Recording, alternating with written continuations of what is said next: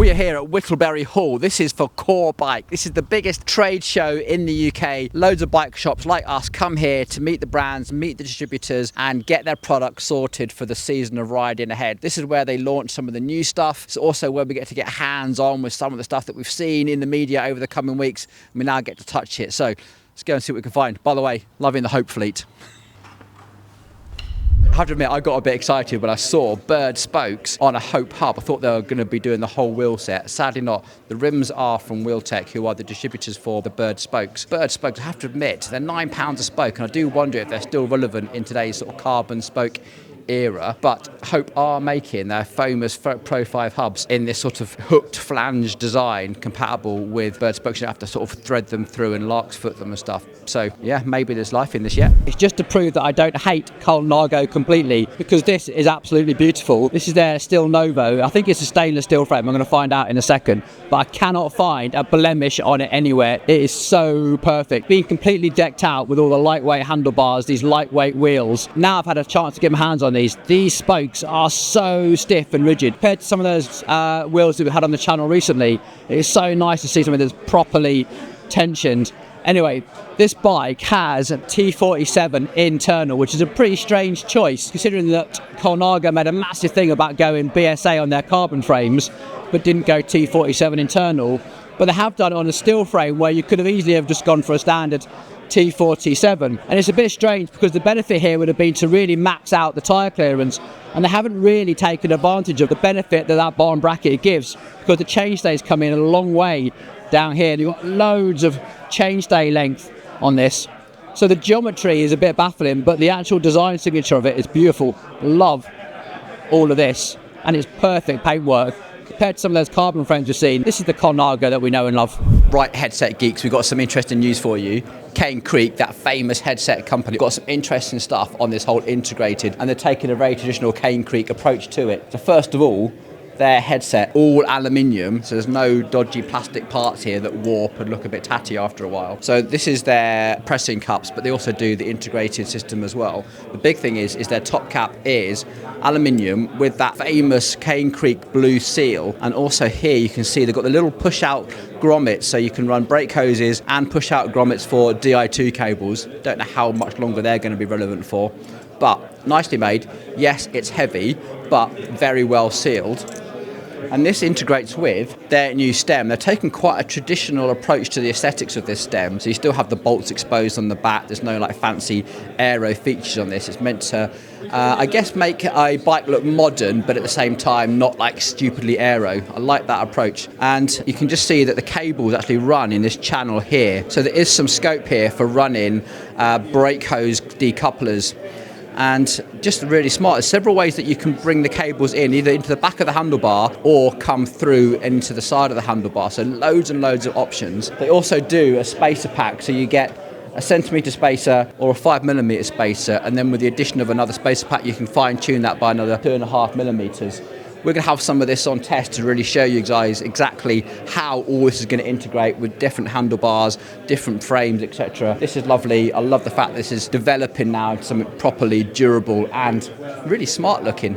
Nice. One more thing while we're here.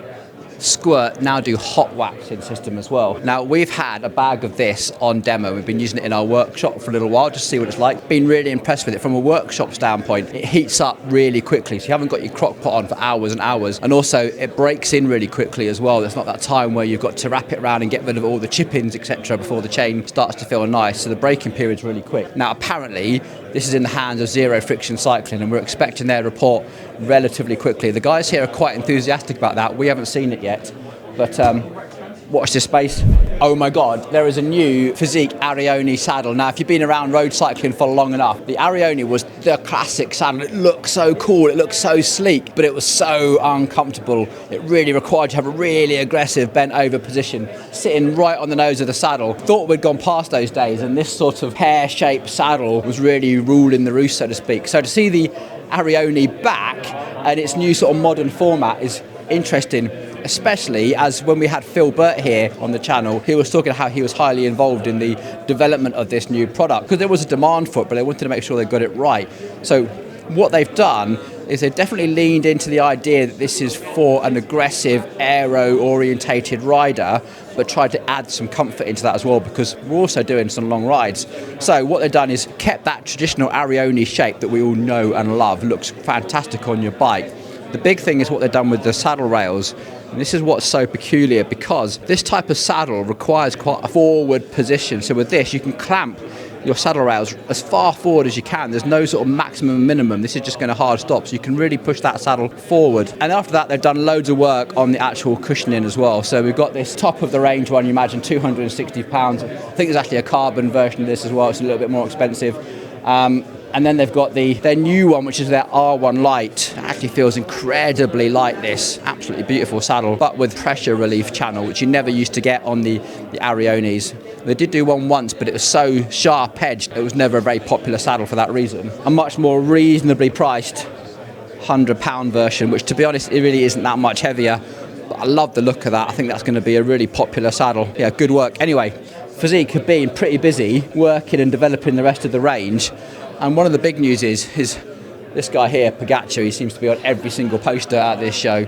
But this is the thing that Phil was talking about that he's been involved in heavily, is now going to the next level with your saddle fitting. So if you've been to your bike fitter and you've had that pressure relief fitting system, then you can dial in exactly which one of the saddles you want, but then you can take it another level again and get something completely custom made, where they can print individual cells depending on the readout from your pressure mapping readout, and then custom make a saddle. And now, once you've got the saddle that you really, really love and you want it, you just get another one printed and another one printed. So if you've got multiple bikes, you can get your perfect saddle on all of your bikes. Now, it is expensive. It's £450 to £500 for that service, plus a little bit of fitting time with your bike fitter. In terms of putting a price on comfort, what a great idea. It's love to see this technology evolving. It's good enough for this guy, must be good enough for us. Prologo, one of our favourite saddle brands actually. We're big on the dimension, and they've just updated this. Another brand that's getting heavily into trying to get you on the right saddle. They've had this little sit down on the gel pad box for a little bit. Bit of a gimmick, it's good to get yourself started, but they now have their own pressure mapping thing that you attach to your saddle. There's a little control box under here. This one actually is a little bit simpler than the ones that you've seen on other bike fitting channels. It just goes directly to an iPad and gives you all that data. Great to see this sort of tech coming down to more realistic prices. Normally this sort of tech is around the £4,000 era, so you've got to be really into your bike fitting. This is probably around 1,300 quid. You'll probably see this in many more bike shops. And of course, 3D printing absolutely everywhere at the moment. Nearly every single saddle brand is now offering a 3D printed thing. And the weird sort of news from Prologo is their bar tape. Now, they had this little weird sort of 3D effect bar tape. It looks horrific, but when you actually use it on the bike, it's actually very comfortable, and it actually now integrates with their gloves. Whoever would have thought that you now have bar tape and glove compatibility issues. This might be the very first time we've featured reserve wheels on the channel. No reason why not, but just the first time we've really seen them in the flesh. Now, they come from that sort of mountain bike heritage of making something really robust and durable, so we can compare them to our favourite fast forward wheels. They still use DT Swiss hubs a lot of the time, but this really caught my eye. This is their new Tune SL, so they're using a proprietary Tune hub. Now, Tune is a German manufacturer of hubs, renowned for making really, really lightweight stuff, and they've keyed that up with, think what they are, Vanoa spokes, and on their reserve wheel. So the front wheel is slightly shallower, the rear wheel is slightly deeper. So these are the 60mm ones. The more standard ones to compare, the 42 on the front, 45 on the back, coming at 1,290 grams, just eking it under that magic 1,300 gram mark, and under £3,000 as well for what looks to be a really quality wheel set.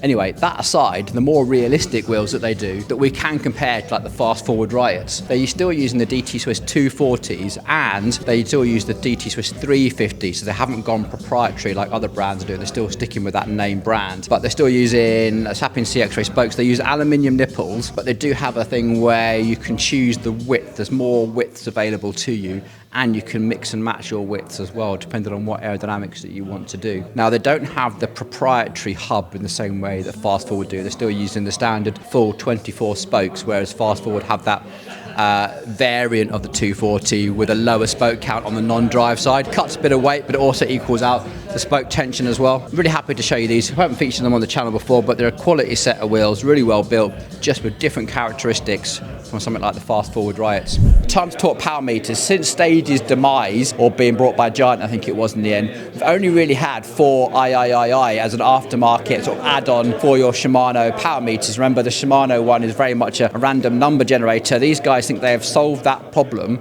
This is from Inpeak. Now, they do aftermarket stick on. The idea is you buy your crank, you send this off, you get it attached. They do a rechargeable one using that little magnetic waterproof charger that we're familiar from seeing from your Shocks headphones, your Campagnola batteries, for instance. They also do a much more traditional CR2032 battery as well. Great little aftermarket thing. This is about £350 for this to be fitted to your cranks. Now, they also do the dual-sided, which I had in my hand. Now, the interesting thing about this is what they learned from the Shimano system was because they used the two-piece crank design, they were discovering that the inaccuracies that they were getting from the power meter was down to the strain in between these two pieces. So they've actually put the strain gauges on either sides here and on the back to make sure that you get an accurate reading from your Ultegra and Dura Ace cranks.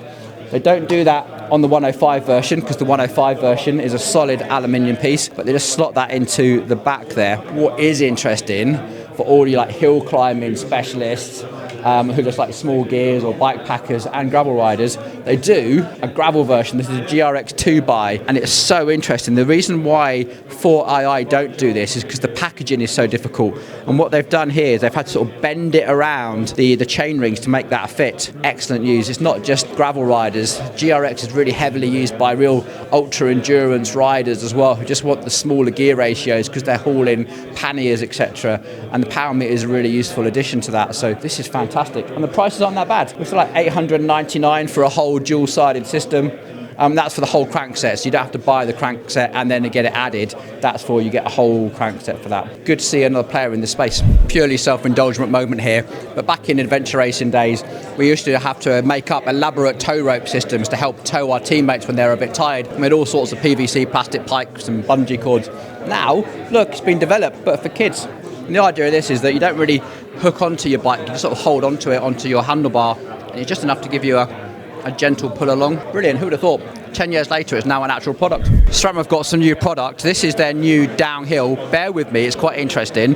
Now, downhill only needs a 7-speed cassette, keeping everything nice and light, but also super robust. This is what it's all about. So we're taking this new T-type rear mech onto a downhill platform. It looks like all they've done is make it a shorter cage, but they've actually remodeled everything. We want short, fast, precise shifts and a really robust package. Now, this is still compatible with anything that is SRAM access, so we were just joking, but yes, you could connect this up to your SRAM red road levers if you want to and have it as a gravel setup. We were joking, someone will do it and find a reason for it, and it's great that you can. Now, they also have the new downhill cranks. This is where I can see something happening outside of downhill as well. All the way down to 150mm crank, super robust, but also on a super wide chain line as well. So you can go right up to 157 Super Boost, which sort of opens up some of this to like fat bikes, all sorts of weird and wonderful combinations now available through SRAM access. There's one more thing that they wanted me to mention, and that is with the SRAM Maven brakes that they launched a little while ago. Now, the feedback from that was that the modulation curve wasn't as nice as some people would like. They're definitely really, really powerful brakes, incredible bit of kit. But they just come out with an updated lever which just improves the modulation, so you don't get that spike in the middle of the power stroke. So you can now buy a little upgrade kit, so you don't have to replace your entire lever. You can just buy this little section here and a new lever blade to bring your bike, bring your levers up to the sort of the smoother modulation models. Nice work, Sam. I like this approach. This is really nice to see. You don't have to just replace everything. You can just upgrade systematically. So this is the Wilier GranTurismo. It's not a new bike. It's been in the range for a little while. What is interesting is the approach of how we can buy it. You can now get this as a frame only, interesting enough, but you can now make sure that you get the right stem length as well. So this actually uses the Ritchie stems, which we can now buy from another distributor to make sure we get exactly the right stem length and be compatible with your bike. And while we've been here at COREbike, we've been investigating all the different handlebar combinations that work with that super skinny bearing. So now we're a lot more clued up on that. If you get your bike custom built, we can also switch out this into the zero layback position as well. So this classic endurance bike, now you can get it as a frame only, means you can really customize it exactly how you want it.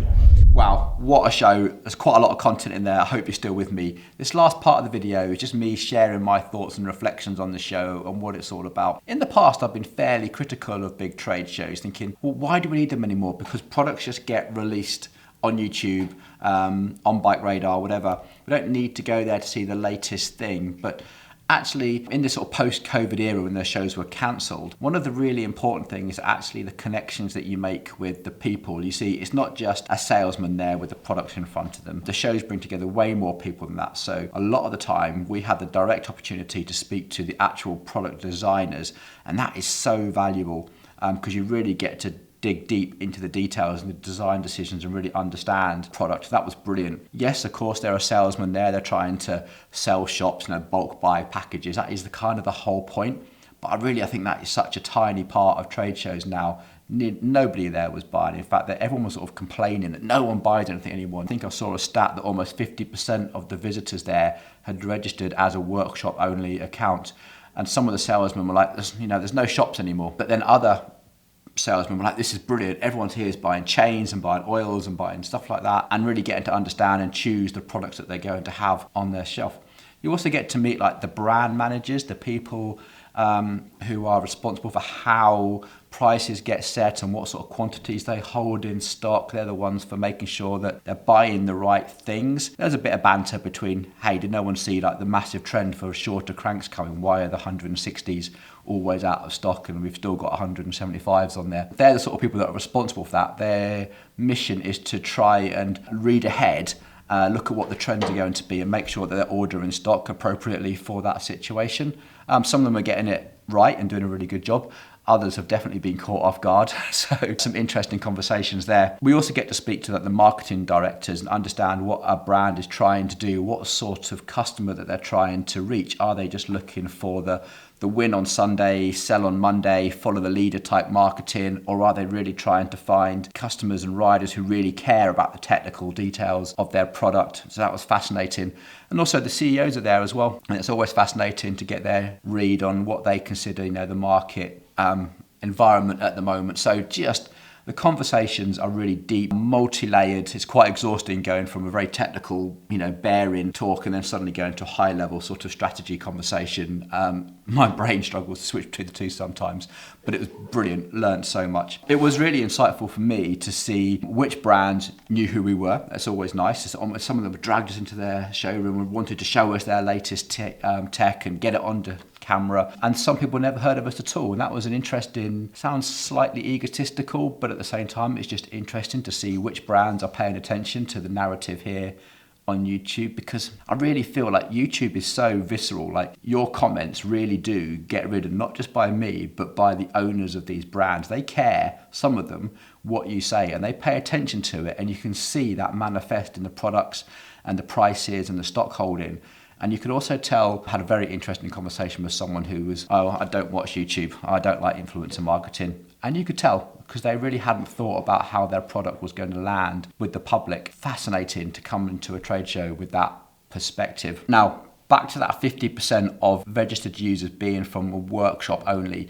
Now, there were some salesmen who were just tearing their hair out. So here they are with their sales sheets. They can offer 10% discount if you order 10 of these and 50 of those. And they were like, no one's buying anything and no one holds any stock. And there were other brands who were like, this is brilliant. We're getting right into the mechanics who make the decisions in the workshop. They're the ones that decide whether they're going to hold a Connex chain or a KMC chain.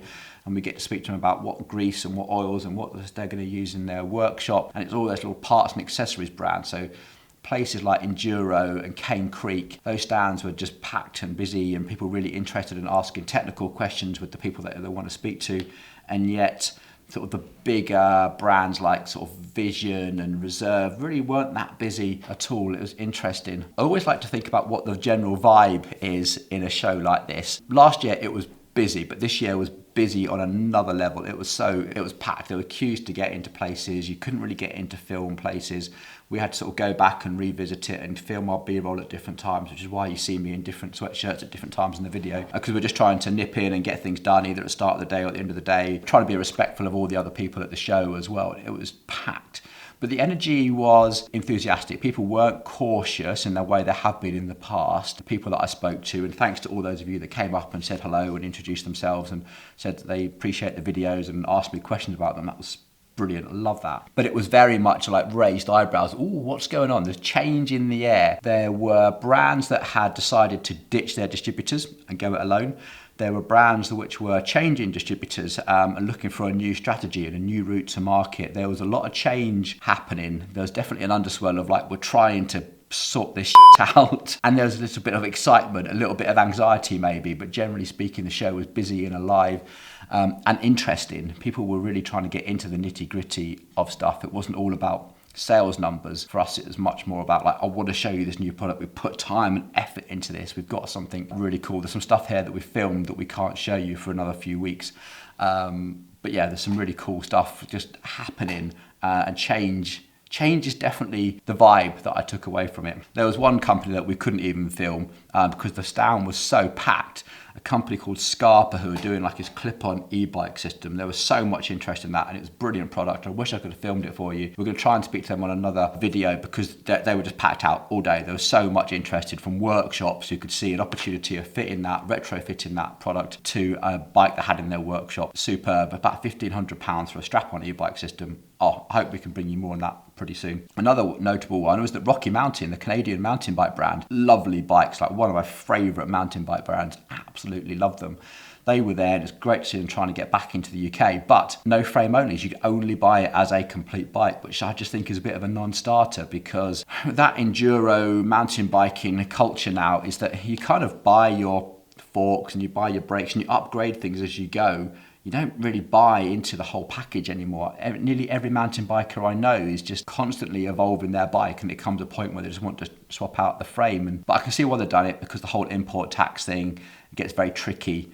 But it's a shame that because we should be able to access a really lovely high quality frame and choose the components that we want. And the other thing is wheels. We have seen the wheels narrative here on YouTube explode with all these Chinese brands, and there's some really interesting stuff coming out of the Western brands. There's brands that are traditionally ones that you'd associate with just being the standard choice, who are now trying to do something better. Prices are still high, but they're definitely coming down. There was nothing there that were really like, oh my God, anymore. The prices were still expensive, but they weren't getting worse. Generally speaking, an interesting show. If you want to know more about those wheels, because we've got some stuff that we filmed separately and some stuff that's going to come out tomorrow, I can't wait to tell you about. Subscribe to the channel. More to the point, get down in the comments. Were you at the show? What was your takeaways? Did you find this video interesting? What if we go to these shows in the future, what would you like us to film, or what wasn't your bag? All right, I hope you enjoyed it. I'll see you on the next one.